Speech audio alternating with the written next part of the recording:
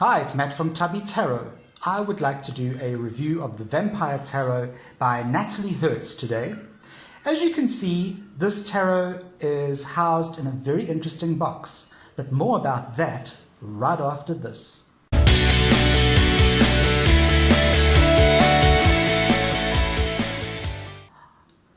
Right, the box. As you can see, it's a very interesting box. When the tarot arrived, it was in a normal little tuck box. And as I'm sure you are well aware, if you've watched any of my other videos, I really detest tuck boxes. There are very, very few tuck boxes that I actually enjoy. I generally cut them up, take the deck out, and rehouse it. I was looking for a Vampire Tarot deck for quite a while, and I happened to stumble across this one, and I really, really liked it compared to all the other decks I'd seen. So I thought, let me buy this and let me rehouse it. So I went and I built a little box for it.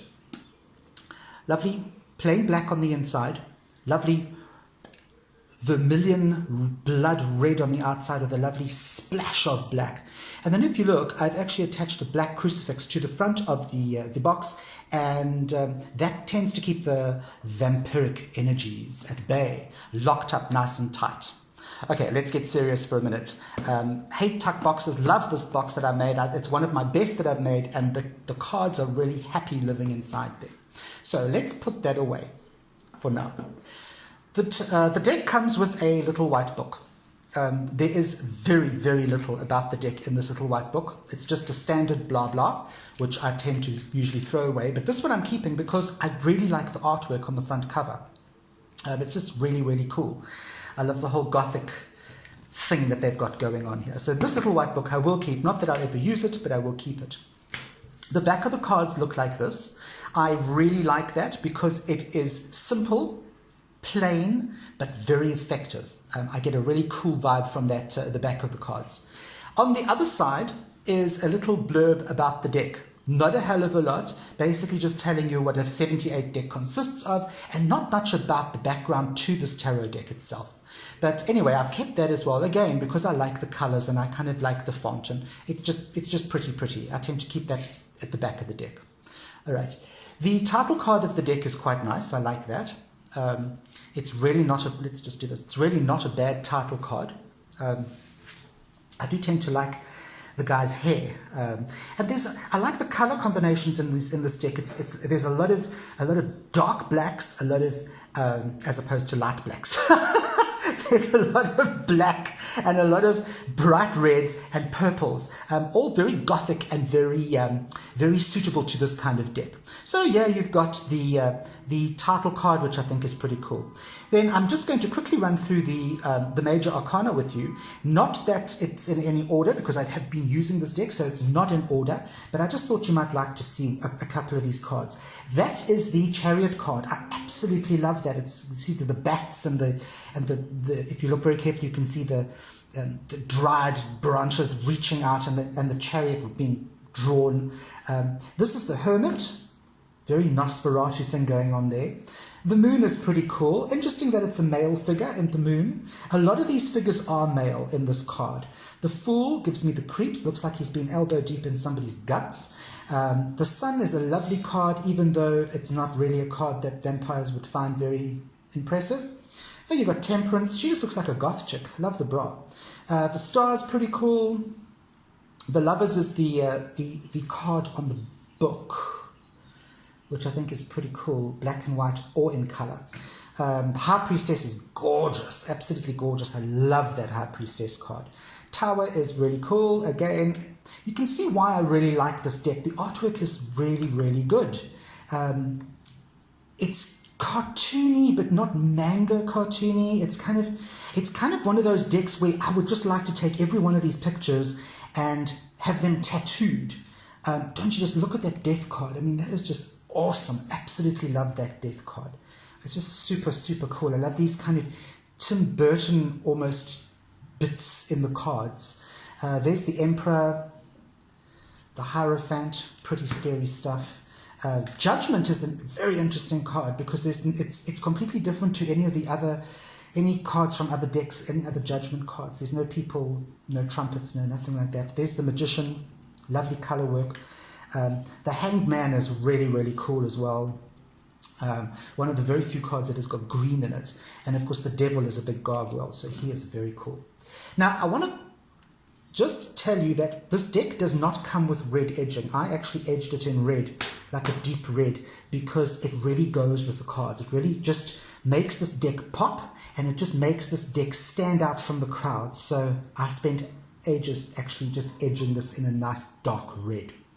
Okay, I do want to just show you a couple of the cards from the Minor Arcana, because the Minor Arcana, each suit is slightly different, and I'll show you why in a minute. I'm going to go through Cups and Pentacles first. So here we have the Page of Cups and the Page of Pentacles. Now you can see with the Cups and the Pentacles, they've got the symbol, the cup and the pentacle, and then they've got a figure. Okay, so you've got the figure. Then you've got the knights. This is the only card I really, really don't like in this entire deck. All the other knights are on their horses. Their horses are amazingly fiery horses. I can imagine these horses coming, leaping out of hell. This looks like the horse is a cross between a zebra, a leopard, and a gerbil. Look at those cheeks on that horse. And there's the little guy hiding behind his horse. I really don't like that card. But be it as it may, there it is. This is the Queen. Lovely blonde Queen for Cups. Fiery red hair for Pentacles. Love these Queen cards. The Kings are magnificent. How's that face? Look at those cheekbones. Absolutely gorgeous. Okay. Now, have a look at this.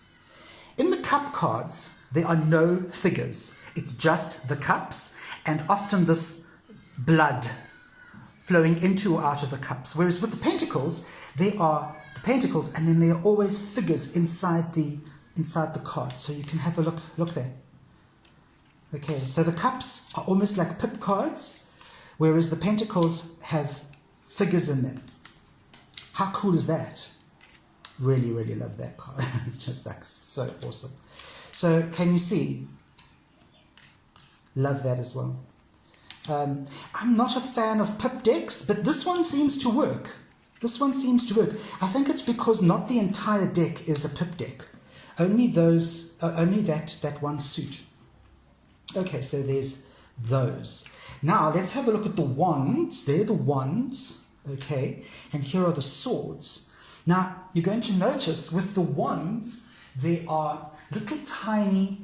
There are no people in the wands, but there are little tiny portraits. You know, like you would get in a Gothic house. You walk into the main foyer and you get all those heavily ornate framed portraits. Well, have a look at the wands and you'll see what I mean. So that's the pages.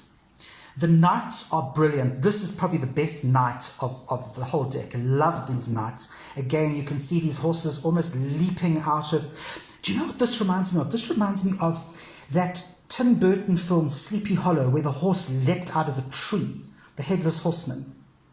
So yeah, I think it's one of those kind of decks that remind you of that sort of thing. There you have the queens. Actually looks like a bit like a drag queen, but anyway, love her tattoos on her back, if you look carefully. And there are the kings, both kings. And this one also looks a bit draggy to me, but this one looks very cool. I can actually imagine somebody in real life looking kind of like that with the pasty white face and the long hair. Now, look what I mean about the swords and the wands. You see, with the wands, you've got this image, this painting almost. And with the swords, you have, everything looks like stone.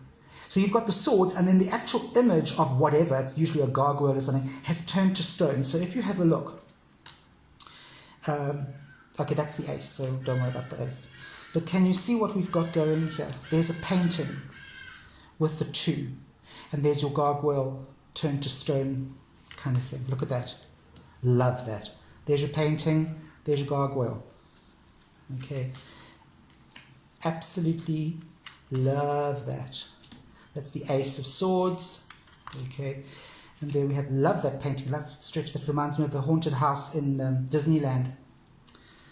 If anybody has been there, super, super cool. Love this, love that Three of Swords. Absolutely fantastic. And very different to your other decks, you know. Nine of Swords, Ten of Wands. Love it.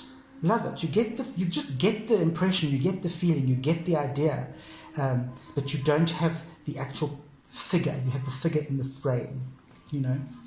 Okay, so that is really that. It's a lovely deck. It's a really cool deck to work with. You can see what it looks like edged. There we are, edged it. It's a really cool deck to work with. Shuffles really easily. As you know, I don't do the ritzy poker shuffle that so many people do. I like to do a little bit of an overhand skommel here. Skommel is Afrikaans for shuffle, by the way. Yeah, love this deck. It's definitely one of my faves, you know, in my collection. It's a deck that, as I said, I've rehoused, and it fits beautifully in its little box. I will show you. I always put that, then the book, and I don't know where my title card has disappeared, but I generally put them in there like that. See how cool they look with my title card on top. There they are, and there they're going to sleep. So I really hope that you have enjoyed that review and it has helped you to see the cards in a bright light. No pun intended when it comes to vampires. And I do hope that if you are deciding to buy a vampire deck, you will consider this one, because the energies are really good when you read with it, and it's just a really, really cool deck as far as the artwork and that go. Okay, remember to like and subscribe down below. I'll be back next week with another review. Till then, I'm Matt from Tubby Tarot saying, I'll see you on the flip side.